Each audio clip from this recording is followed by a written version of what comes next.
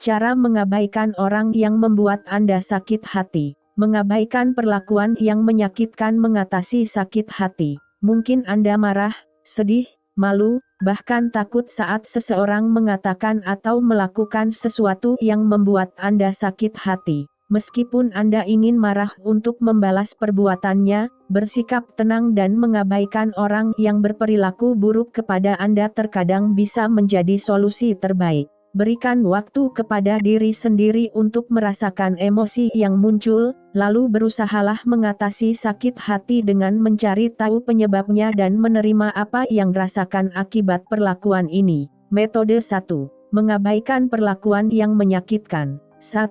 Berusahalah menenangkan diri. Jika seseorang dengan sengaja membuat Anda marah atau sakit hati, jangan berikan apa yang ia inginkan. Sebaliknya, situasi makin buruk kalau Anda marah apabila ia tidak berniat membuat Anda sakit hati. Meskipun Anda kesal, sedih, atau marah, usahakan agar Anda tetap tenang dengan mengendalikan emosi. Untuk itu, lakukan langkah berikut. Bernapaslah dalam-dalam dengan menarik napas melalui hidung dan membuang napas melalui mulut. Saat bernapas panjang, tarik napas dan buang napas sambil berhitung sampai 10 perlahan-lahan dalam hati. Tunjukkan ekspresi wajah netral dan tanpa ekspresi. 2. Jangan berbicara, alih-alih mengucapkan kata-kata yang tidak bermanfaat.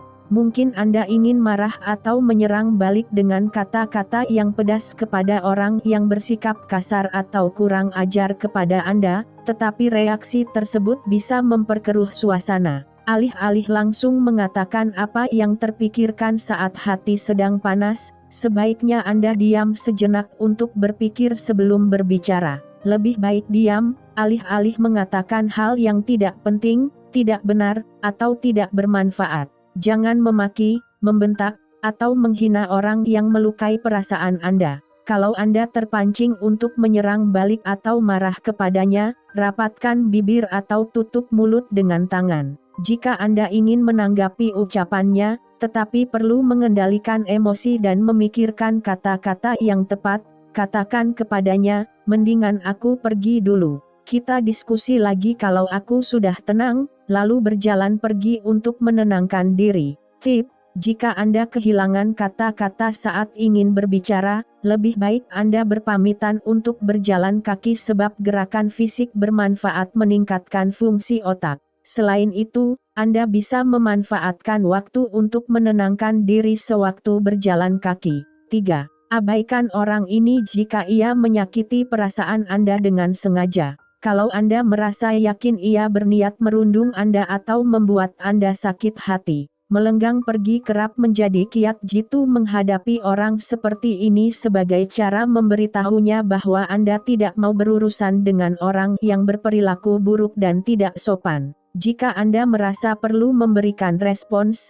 mintalah ia menghentikan ulahnya atau sampaikan kepadanya bahwa perilakunya keterlaluan, lalu berjalan pergi. Kalau Anda tidak bisa pergi ke tempat lain, gunakan bahasa tubuh untuk menunjukkan bahwa Anda tidak mau berinteraksi dengannya, misalnya bermain game menggunakan ponsel, mengenakan earbuds, atau memalingkan muka, lalu berbicara dengan orang di samping Anda. 4. Berikan respons jika Anda mengenal orang ini. Ada kalanya, mengabaikan orang yang ucapan atau tindakannya melukai perasaan bukan respons terbaik. Apabila Anda disakiti oleh anggota keluarga, teman, atau rekan kerja, sebaiknya Anda mengajaknya berbicara agar ia tahu bahwa perilakunya tidak menyenangkan. Rasa kesal akan menumpuk dan masalah tidak teratasi jika Anda mengabaikannya. Sebagai contoh, katakan kepadanya, "Aku sedih dan sakit hati waktu kamu mengejek aku di depan teman-teman.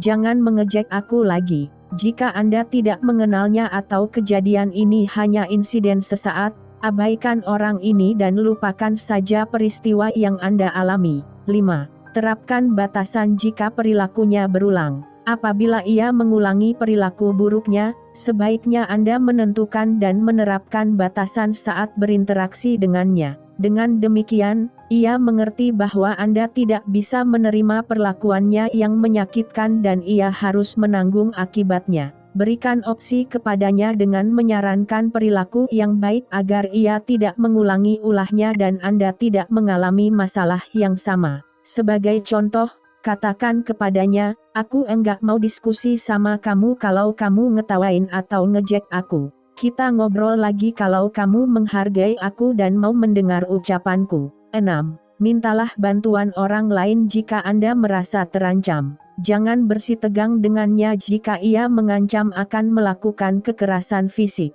Segera pergi, lalu mintalah seseorang menolong Anda atau hubungi layanan darurat jika memungkinkan. Apabila seseorang mengancam atau menganiaya Anda, jangan dibiarkan. Mungkin Anda bisa menjauhinya, tetapi ia akan mengulangi perbuatannya atau menyakiti orang lain. Laporkan hal ini kepada pihak yang berwenang mengatasinya. Jika Anda harus bertemu lagi dengannya, ajaklah seseorang menemani Anda agar ada saksi seandainya ia mengancam atau merundung Anda. Metode 2. Mengatasi sakit hati. 1. Berikan waktu kepada diri sendiri untuk menerima apa yang terjadi. Wajar jika Anda merasa sedih atau kesal jika seseorang melukai perasaan Anda. Mengabaikan atau menyangkal perasaan yang tidak menyenangkan bukan cara menghilangkan emosi negatif.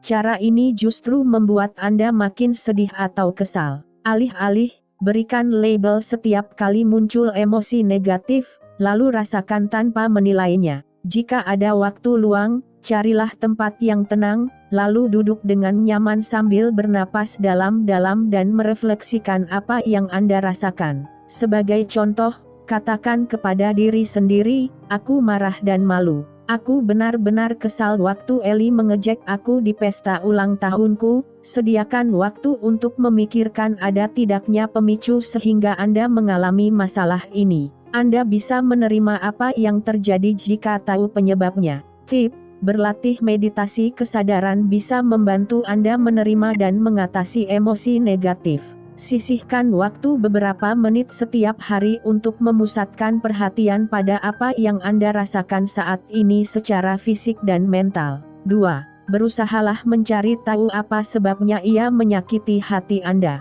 Pikirkan berbagai kemungkinan sehingga ia berperilaku buruk. Mungkin ia marah kepada semua orang karena sedang kesal atau ia tidak sadar betapa menyakitkan ucapannya kepada Anda. Meskipun ia berperilaku buruk dengan sengaja, ingatlah bahwa orang-orang bersikap seperti ini biasanya karena mereka tidak mampu mengendalikan diri. Mengetahui motifnya atau berempati kepadanya bukan berarti menerima perilaku buruknya. Langkah ini membantu Anda memahami perilakunya sehingga Anda tidak sakit hati dan bertanya-tanya. 3. Sadari bahwa perilaku buruknya bukan tanggung jawab Anda. Apapun alasan yang mendasari sikapnya kepada Anda, ia berperilaku buruk karena keputusannya sendiri. Tingkah lakunya menunjukkan siapa sebenarnya orang ini, bukan Anda. Di sisi lain, akui bahwa ia tidak bisa menentukan apa yang Anda rasakan atau lakukan. Sakit hati adalah reaksi yang normal,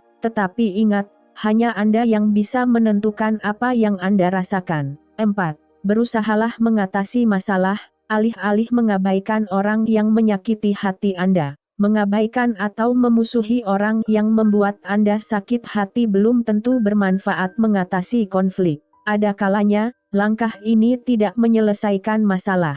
Jika Anda berkonflik dengan teman, anggota keluarga, kekasih, atau rekan kerja, ajaklah ia berbicara untuk menceritakan apa yang Anda rasakan dan membahas cara mengatasi masalah.